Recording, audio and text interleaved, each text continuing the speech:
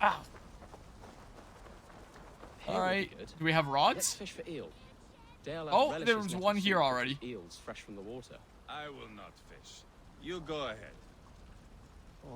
Eels caught. Fish can be killed by attacking them with a weapon.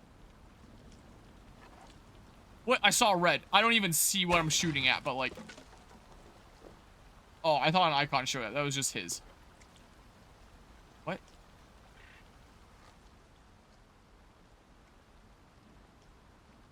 That's not what I'm going after there. Hmm? Am I looking for the... Whoa, am I looking for the splashes? What am I looking for here? You are blocking my view, dude. This is a thing that I have to do now. Lame, the game doesn't even have a fishing minigame. Unless you count this as a fishing minigame, I guess. Oh, I'm not seeing red show up. Do I just get in the water and attack things? Like, what does it actually want me to do here?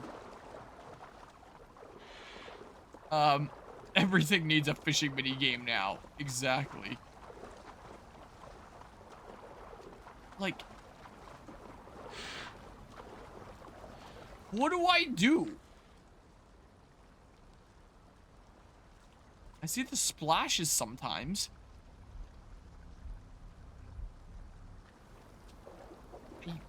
I don't know.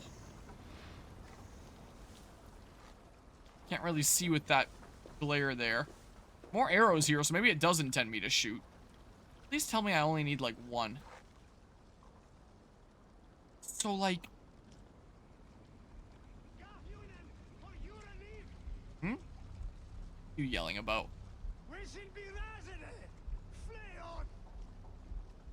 What the heck? There's also all the ashes from the nearby burning. Maybe I can shoot that guy, then I catch something in the water. I don't know. I don't even see splashes anymore. Oh. Oh. Oh. Is that same one still around and it's moving?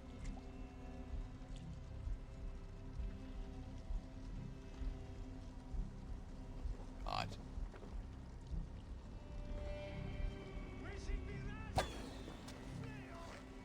Dang it. Oh, there's one closer here, maybe. Is this a close one around here? Oh my God. Sucks. This is a worse fishing simulator than Three Houses. Yeah, the Three Houses fishing simulator was basically just like the QuickTime events of Xenoblade Chronicles X. Just as an entire minigame. But this... Like, on one hand, at least I have to actively do something. But the thing I have to actively do just seems like so finicky. I'm doing this with mouse and keyboard. I'm gonna get more precise aiming if I do that. Do like, oh, I might need to adjust the mouse sensitivity. Get better micro adjustments. Oh, the mouse sensitivity is actually really low for aiming.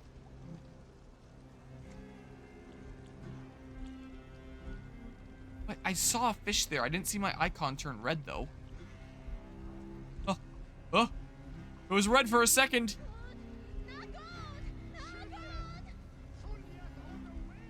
Huh? Oh. No. My God. Please tell me I only need like one. This is... I don't like this. This sucks.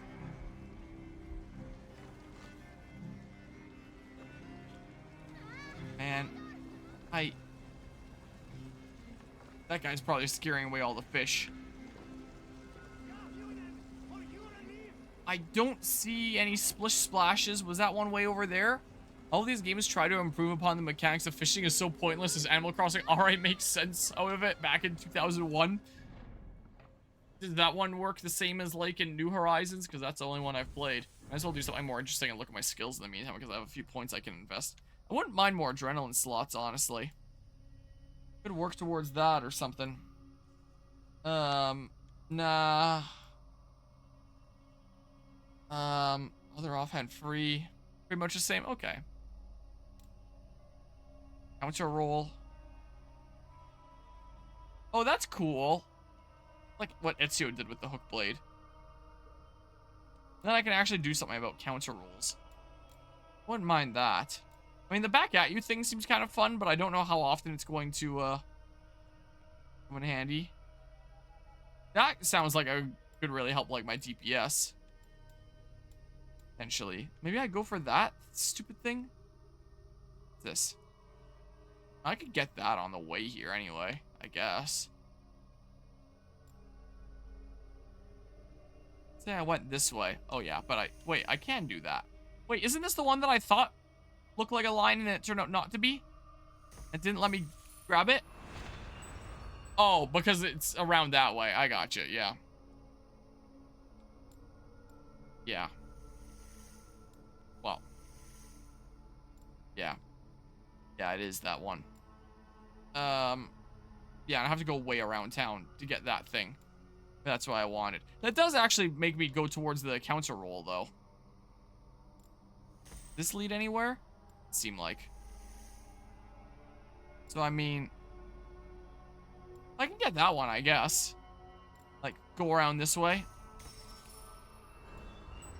And then grab this.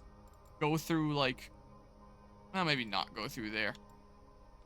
But I wouldn't mind this. This is probably gonna be better to get than this. Do I even necessarily want this, then?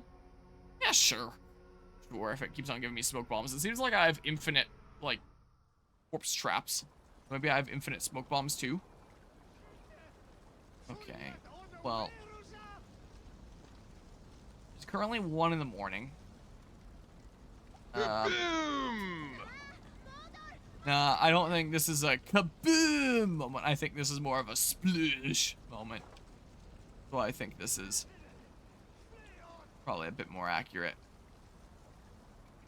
There's other stuff that I can talk about here. It's currently 1 in the morning. I can't stay up too late tonight. I can't have this be one of those streams I'm just up until like 3 or 4 in the morning. Because I have to be up at a semi-decent hour to go to the annual Scion Wood Exchange. Didn't give me that one, so yeah, the next closest thing.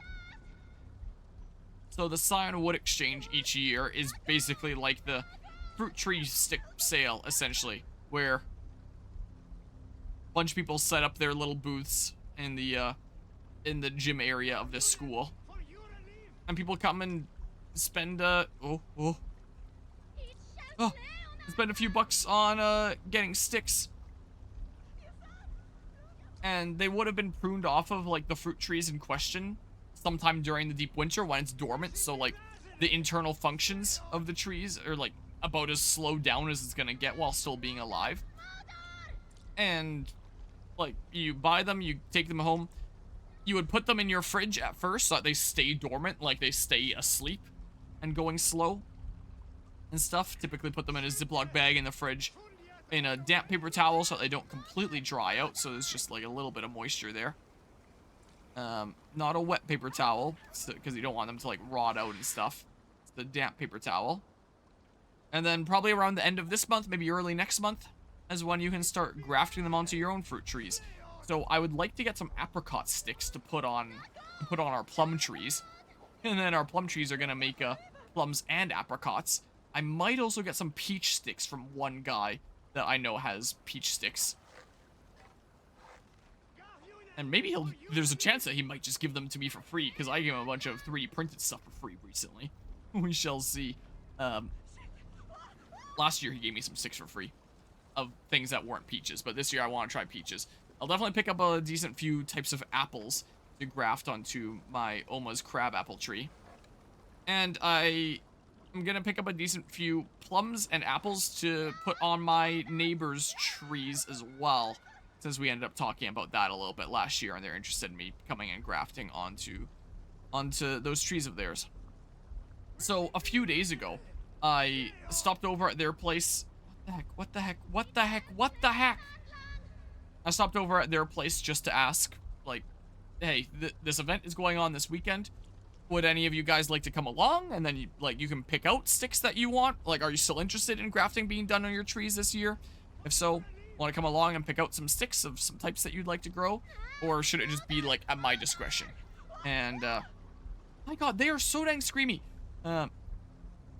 And there was only one person home at the time, the grandmother of the family.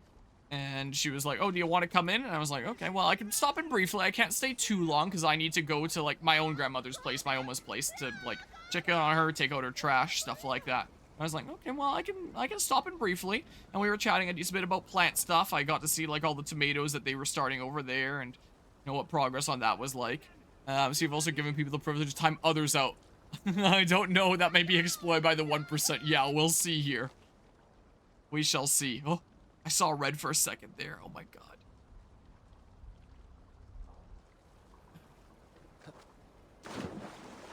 But yeah, so I was like, well, I can stop in briefly. And before I knew it, it was, would you like anything to drink? Like, water, pop? I don't drink pop. Would you like some milk? Yeah, sure, I'll take that. I end up getting a glass of milk. Would you like some cookies? Here's a bunch of cookies. I was like, well, okay, I guess I'll have a few. It's not possible to time out the streamer. Even I cannot time myself out. It is impossible. Oh, I saw a brief bit of red there. So then some more of the family was getting home and I was chatting with them about this event and stuff like that. And then the, oh, what? Did I get something? Huh? Did I just shoot something? What did I shoot? I shot wood. Let's break this stuff so it stops throwing me off. My god. So as people were getting home, the grandmother, she started, like, putting together some lunch. I mean, she had started, like, working on the beginnings of it by the time that I had gotten there. But started, like, properly putting it together with the ingredients that she had been preparing. She was putting together a stir-fry. And so as she put together this stir-fry, she had asked me, like, oh, would you like to try some? I was like, sure, I'll try some. And then before I knew it, I had, like, a full big plate of food in front of me. I was like, holy shit. Like, of course I didn't say that there. And, like, I hadn't been up for all that long before that point. I was like, okay, I'm just gonna grab, like, some brunch really quickly, and then I'm gonna head over to the neighbors to talk about, like, the silent wood exchange, and then I'm gonna go to my Oma's. So I had eaten, like, a couple full bowls of cereal before I went over there. As, like, a brunch kind of thing. And then I immediately go over to the neighbors, and then what was going to turn into, like, a quick knock on the door mentioned, hey, this event is going on this weekend. Are you guys still interested in grafting this year? Any of you want to come along with me, or should I just, like, choose some sticks and then we can come graft them later? Yeah, what was gonna be a brief visit for that turned into staying over, having all sorts of conversations, like having milk and cookies and getting treated for lunch, having a full plate of stir-fry put in front of me. So I was not expecting that a couple days ago. So yeah, my very brief visit over to the neighbor's place was very much not a brief visit over to the neighbor's place. Oh, saw a splash. So that was certainly something. And the youngest in the household there, who's about my age, it sounds like he may be interested in coming along. It sounds like he might potentially need to be picking someone up from the airport. It really depends on, like, when flight times are. He has my number now. I told him he could text me if, like, you know, he couldn't come. But he sounded like he was interested in coming along. So, you know, I can't be staying up too late tonight doing this bullshit here. Gotta get a decent bit of sleep because I want to get up at a decent hour for the silent wood exchange. So I gotta get up, put my plants outside because, oh my god, I got one! Oh! Because the nights are still a little bit cool, but, like, the days are really warm. Dang! Like, 2 more, maybe 3! Oh my god. Jeez. Anyway, the days are really warm, the nights are still pretty cool, so I'm putting my plants outside every day in the sunroom where it's super warm. So I have, like, a bazillion tomato sprouts that I'm taking outside every day. is what I'm doing on a regular basis here. Every morning, every morning I'm taking them out. Every evening I'm taking them back in. So just before I started the stream, I took all my plants back inside. Because it gets close-ish to freezing. Not quite completely freezing, but it gets close-ish. Oh my god. So, get up at a decent hour, take all my plants outside, put them on the hot tub in the sunroom, get some decent food, go over to the neighbor's place, knock on the door, say like, hey, what's the schedule looking like? You want to come along to the Silent Wood Exchange? If so, grab a plastic bag and a damp paper towel and start sticking sticks in when we get there. I'm going to be meeting one of my old coworkers there, who I attempted to do some grafting stuff with late last year. A little bit too late in the year, so the grafts didn't seem to take. But we'll try at a better time this year, and we're meeting up at the Silent Wood Exchange together. So, gonna be meeting up with... No. Gonna be meeting up with a coworker, her husband, and I might be carpooling with my neighbor there. And all of our households are gonna be places that I'm doing grafting stuff at, I believe. So, yeah. Or it should be a kind of fun day. I really hope that the dudo that I have in mind is bringing peach sticks again. This is a pretty darn cold climate. I didn't even realize it was possible to grow peaches here at all. A lot of people don't even realize it's possible to grow apricots here either. Just because, like, our climate is pretty friggin' cold. Apricots, it seems like, aren't too bad. Whoops, dang it, I keep on taking my fingers off in the wrong order there. There's a decent few types of apricots you can grow here, and I think that there might only be, like, 1 or 2 kinds of peaches that are hardy enough to grow here. And even then, I can probably only grow them here in the city. I'd probably only be able to graft them onto our city plum tree. I don't think I'd be able to graft them onto our plum tree at the lake. Just because in rural areas like the lake, it gets a few degrees colder in rural areas compared to urban areas. So I don't think that I could pull off growing peaches in rural areas here in central Alberta. But urban areas, there are people that do it. It's possible. If it gets down to like -40 in like the 3rd week of February, as it often does that time of year, I might have to put like some sort of a cover over the peach branches. Have them not freeze as badly. Maybe just like a big cover over the tree in general or something. Controller here. So I'd like to start growing peaches. And one cool thing that's going on next week, Wednesday, is there's actually a grafting workshop going on that I recently found out about. That I found out about through like the local, like, kind of plant-based social media platform that is hosted by the guy that I hope has peach sticks there, who I recently gave like a bunch of 3D printed stuff to. Because he asked if I could print him some air layering balls for propagation purposes. They're like capsules that you clamp onto a branch that you scrape bark off of so it roots in the capsule, and then you can cut it off and like plant it in the ground and stuff. I found out about a grafting workshop going on there, so that's going to be on next week, Wednesday here, where it's going to be after the Silent Wood Exchange, so I do wonder if I can bring some of my own scions and like graft onto this rootstock with like some of my own little apple sticks. Because it sounds like it's going to be apple grafting, so each participant is going to be given like an apple rootstock. I don't know how big it's going to be, like the root-based tree, what kind of apple it's going to be, if it's going to be like a crab apple or something like that. That would make the most sense, is like the hardiest rootstock, especially if you're grafting like tastier things onto it anyway. And it sounds like there'll be like scions provided there. And one of the things that it listed on the page for it is that everyone that's doing the workshop there takes home like their own rootstock that they're working with. So it seems like on Wednesday I might well have an apple tree that I'm taking home that I will have like turned into a Frankenstein tree myself.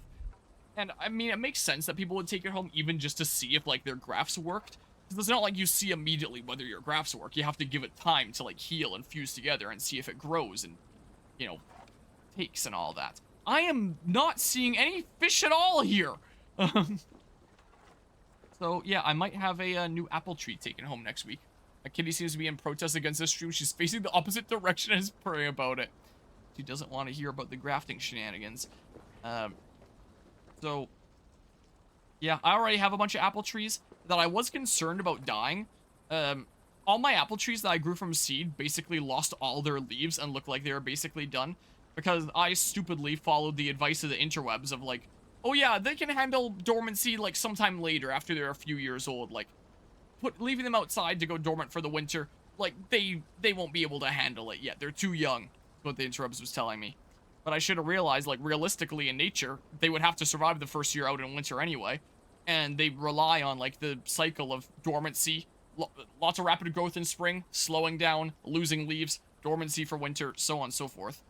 Like, that is their cycle. So, they very much ran out of energy. Their leaves started turning yellow one by one and losing them. And I can't put them outside to go dormant now. It's springtime. I put them outside to go dormant now. They're just gonna die. So, all my seed-grown apple trees, a couple of my cherry trees, and my one apricot tree that I grew from seed have lost all their leaves. I was worried about them dying and like, oh no, am I losing my fruit trees? And my lime trees look like they're basically dead, which are the things that inspired me to start doing gardening stuff in the first place, so that's kind of sad. But with my apple trees, I figure, okay, well, I can't put them outside for dormancy now, but I guess I can use the fridge for, like, a lesser winter that lets them know, like, hey, it's cold, they'll get so many chill hours, like, leave them in there for months, and then, you know, take them out sometime, maybe sometime next winter here, and then, you know, let them grow inside during that second half of winter, and then put them outside, because in terms of how long they were around before they started losing all their leaves, it was about 1 year, like a full year. So it seems like they can handle about a full 1 year span before they start forcibly like losing energy, if the environment around them isn't too cold. So I cleared out my fridge downstairs here. There's an upstairs fridge that like most of the stuff goes in, and there's a downstairs fridge that I store a lot of stuff in. My dad puts like a lot of beer stuff in there and just use it for like miscellaneous storage. I have filled that fridge with fruit trees. I took everything out. I cleared out the fridge. Some of my dad's growlers and beer stuff I kind of put in the front. And it is filled with fruit trees to the point that there is like pots stacked on pots. So it's like, here's a pot. Here's like the stick going up. Here's another pot, stick going up. And then here's another pot like placed between those two pots. So that like the trees are here and then here's another pot stacked on it. So like, you open that fridge, and you just see a shit ton of, like, sticks and pots right now. Because I'm attempting to save my seed-grown fruit trees. Is what is the case here. So, yeah, I'm hoping that they're not done for. Whoops, I hit Q. I'm hoping that they're not done for, and I can save them, and that, like, once I give them several months of chill hours, like, they'll be good.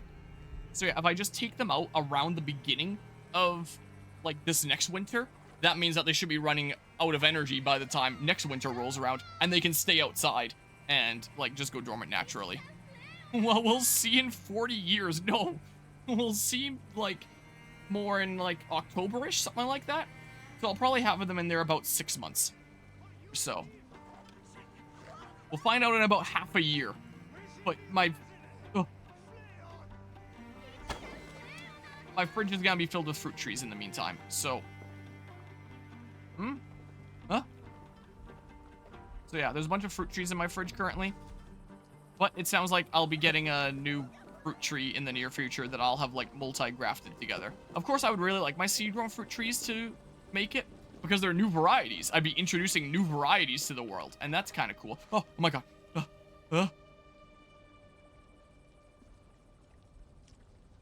I'd be really looking forward to seeing what those new varieties are like, you know? Something brand new the world has never seen before. Man, there's a whole bunch of stuff over here, but like not. My icon is not turning red. This quest is essential. I'm pretty sure I'm still on this main story quest. Fun, man. How do people do this? I'm gonna go to Google. Is there something I'm missing here? Assassin's Creed Valhalla. Go fishing with Chilbert. Like, what are you supposed to do here? Start the mission, assuming you'll give me a fishing rod. Nope, I don't have one. Haven't upgraded the fishing hut back home. What's my options? Use your bow to kill the fish. Equip a spear, jump in the water, try to hit them. Check your wheel. There should be a rope. Oh. Go fishing with Chilbert without fishing rod. Here's a YouTube video. Yeah, door slamming sound effect for this. Catch eels. Here's like a 3-minute guide on how to do this. So they go to equip a bow in the video. Wait. I have to click back on the thing. Wait a second. They used eagle vision and then it showed something in the water. That might have just been like the chest rather than the fish. I think that's just the chest rather than the fish. Maybe I can chat with him and I don't need to have everything caught. He's being marked. Nope, I can't seem to end it early. Damn. They're using a predator bow, which might be better. I don't know. I can try that, I guess, maybe. Like, let's see. What the heck, man? So yeah, I might well be taking a new apple tree home here pretty soon. And the, by doing this grafting workshop, it should hopefully increase my grafting success rate. Last year when I made the tomatoes, that success rate was really good. I think I got like 11 out of 13 on those grafts. Might as well do this with mouse and keyboard. Pretty sure I got like 11 out. Oh, I just hit A. I don't have to pull it back. Okay. Well, not A, but M1. So last year my fruit tree grafts were about 50-50 for success rate. My potato tomato success rate was amazing. And my fruit tree grafting success rate was about 50-50. But that's just been me like eyeballing it off of like YouTube videos and images on the internet, or if I'm doing the graphs right and just kind of guessing and stuff. So actually, they are so dang noisy over there. So actually doing like a proper workshop with someone that really knows this, that can look at my graphs and be like, hey, you can do this differently, or, you know, do this, or you're doing this graph wrong, or something like that. Should be really, really good. That's what I mainly want to go to the grafting workshop for. He got a thing. That's not an eel, though. I mean, it looks like the thing that I got before wasn't an eel either. But, you know, what the heck even? They're so dang noisy, man. So, yeah, I'm really hoping to improve my success rate this year. So that when I'm going and, like, grafting to my own trees, my Oma's trees, my co-workers' trees, my neighbors' trees, when I go around doing this shit ton of grafting that I'm going to be doing this year, I'll hopefully have, like, a better success rate behind it. Instead of it just being like, I hope that takes, but I don't really know whether it will or not. Here's a... Well, this is shallow water. What's to stop me from just, like, running in here and just, like, attacking? I have a long sword. Come on. Come on. Come on. There's a bunch here, right? Look, I got one! Heal small. Oh. I saw the splashes for a second. Oh my god, I got one. So, yeah. We'll see about that. Also, in terms of other interesting planting stuff, here, I'm going to take a couple plants here. I'm going to show a couple things that I've grown. And one that I didn't grow myself. Oh yeah, another thing that I have all over my desk. And they're starting to fall apart, my towers here. Yeah, there goes my towers. But I have a shit ton of coins on my desk right now. Here's a whole bunch of toonies. Because I'm going to go buy a whole bunch of sticks with coins. Because they're going to be about $3 each. And no one there's going to have a machine. They're all just like local people kind of, you know, just selling some sticks on the side here. Because why not? If they're pruning their trees anyway, may as well go sell the sticks and stuff.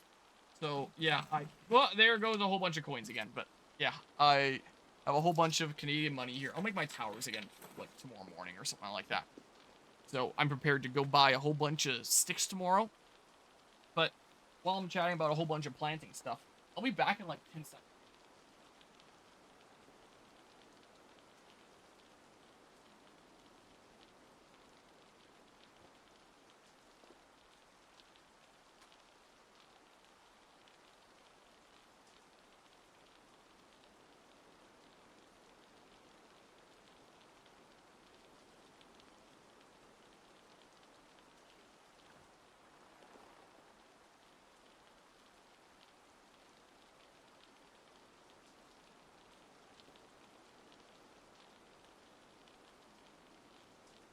So, in terms of growing tomatoes this year, looks like you're in power now, not for long. In terms of growing tomatoes this year, last year, I had, like, my whole space on my desk at work that I put, like, a whole bunch of tomato plants.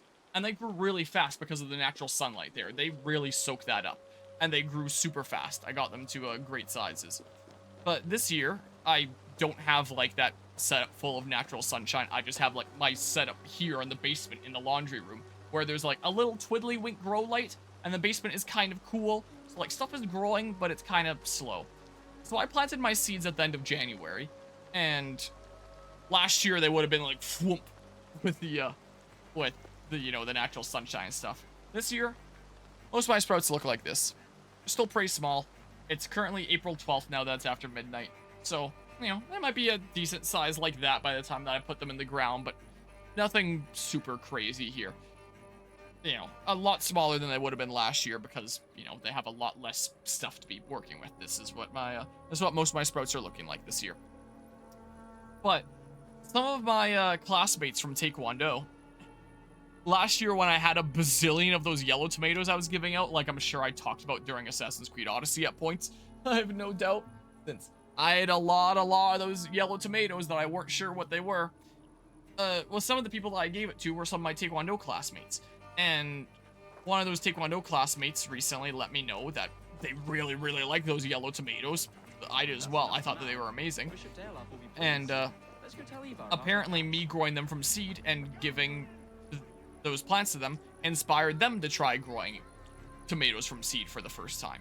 So, like, they had grown other plants from seed before. I had gotten into some gardening stuff during the COVID years, but had never tried growing tomatoes from seed before. So they decided that they were going to try growing tomatoes from seed. We're off in a sec here, after I'm done with this little story here. So they had seeded some of those yellow tomatoes, saved some of the seeds, and they planted them around the same time as my sprouts. So this was germinated around, or this was planted about end of January, so it would have germinated around like early February-ish. And the same thing holds true for their tomato plants, where they would have planted them about end of January and then probably would have germinated around end of February. So my plants and their plants are about the same age. But then they had the issue of like having too many tomato plants like I did last year, and so they needed to get rid of some, so they offered to give some to me. And I think that's kind of a funny instance of what goes around comes around, in that they had given me plants that, you know, these plants were gifts to me. I wasn't the one that germinated and grew them up to that point, but I was the one that germinated and grew their parents up to that point before them, so, you know, it's kind of interesting them getting some child plants now of some of the plants that, you know, I'd grown last year before giving them away. But they have a really, really good setup.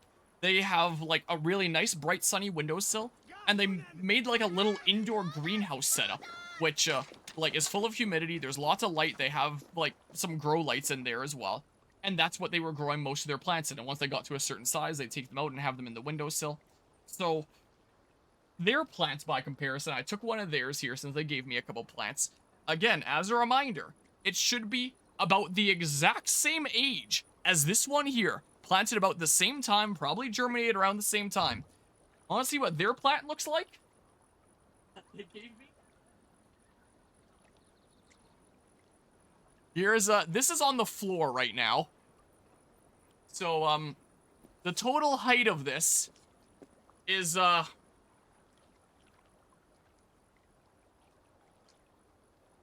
as a reminder, again, these should be about the same age. These were planted at about the exact same time. They probably germinated about the roughly same time. And yet, their tomato plants, compared to mine, all kinda look like this. So, they did tell me that they had trouble, like, separating some of the seeds when they were leaving them out on a paper towel to dry. And so they probably planted some clumps of seeds. So I think this is actually 3. I see 3 stalks coming out of there. I think this is actually 3 plants, not 1. And then the other pot that they gave me has, like, 2 plants in it. So I think I actually have, like, 5 decently sized plants, when I thought I was only taking 2 home. But I'll find places for these. And if these are those delicious yellow tomatoes, then hey, great. But can I even fit this here? Is it gonna hit my shelf? It won't quite hit my shelf, but it comes dang close. So if I put that plant there, and I move my camera here to like this side, it comes fairly close to hitting my shelf up there. It's really not that far off. So it, yeah, there's that. Again, same age. These are their plants.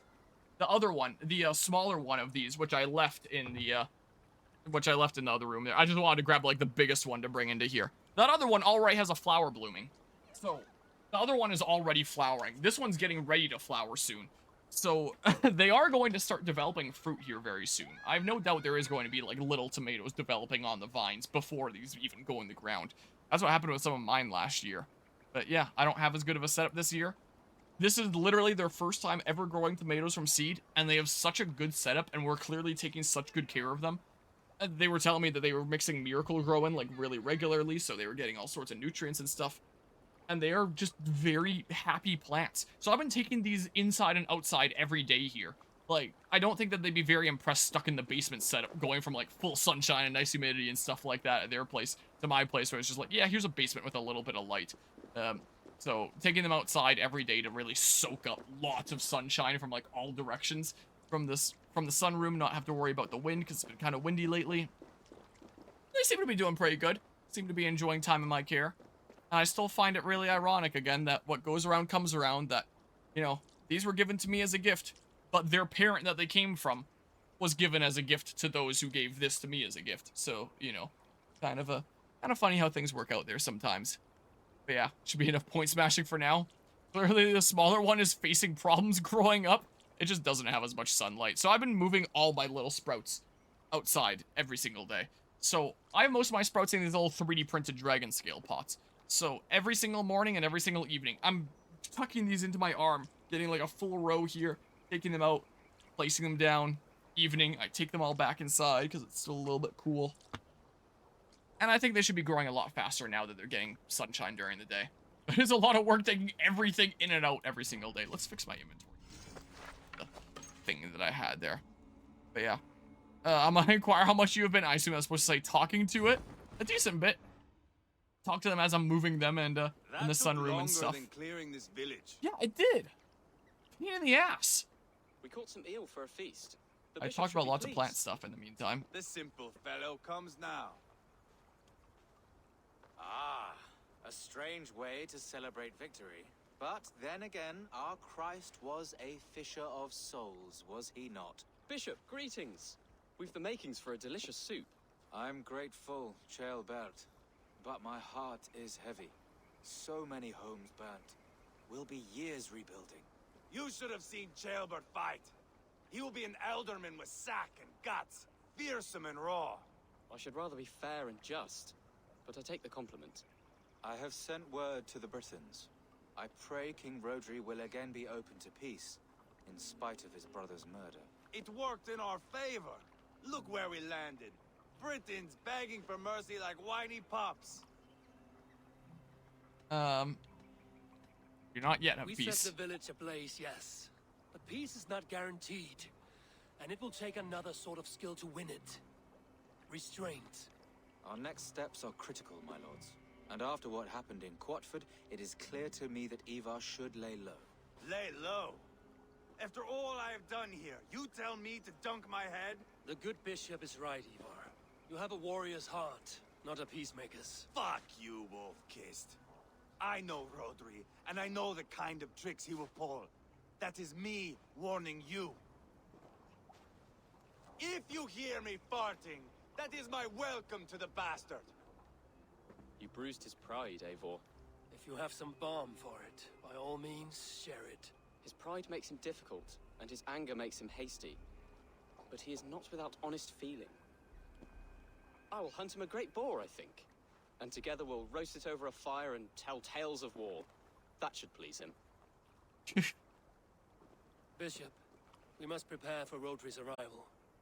Rally our men and set up a camp just here.